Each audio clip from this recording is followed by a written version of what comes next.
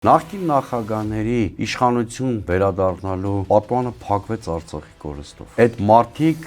իրենց քաղաքական կենսագրության համար, իրենց նախագահության համար պարտականային Արցախին։ Քան համազգային շարժման ակունքներից ծնված գործիչներ են նրանք, բոլորն էլ երեքն։ Եվ այդ кейսով էին ձևավորել։ Լևոն Տեր-Պետրոսյանը չի էլ ուզում, այսինքն Սերժ Սարգսյանն էլ չի ուզում դրա մասին հրապարակավ հայտարարելա։ Այստեղ մնում է Ռոբերտ Քոչյանի խնդիրը։ Տեսեք, ես կարծում եմ, որ նա Արցախի կորցանումը փակեց իշխանություն վերադառնալու այս մարդկանց հնարավորությունը, այսինքն փակեց մի հատ մեծ ցիկլ, իրանց պատմա-քաղաքական առաքելության ցիկլը փակվեց։ Սա ֆիքսենք ուրեմն։ Ես սա միջայլոց շատ անկեղծ մասնավոր զրույցներում եւ առաջին նախագահ Լևոն Տեր-Պետրոսյանին եմ ասել այս կարծիքս եւ ասել եմ երրորդ նախագահ Սերժ Սարգսյանին։ Առաջին անգամն է եթերով գհնչե մեր մոտ։ Այո, ես երկուսի հետ էլ պարբերաբար շփվում եմ, թե առաջին, թե երրորդ նախագահների,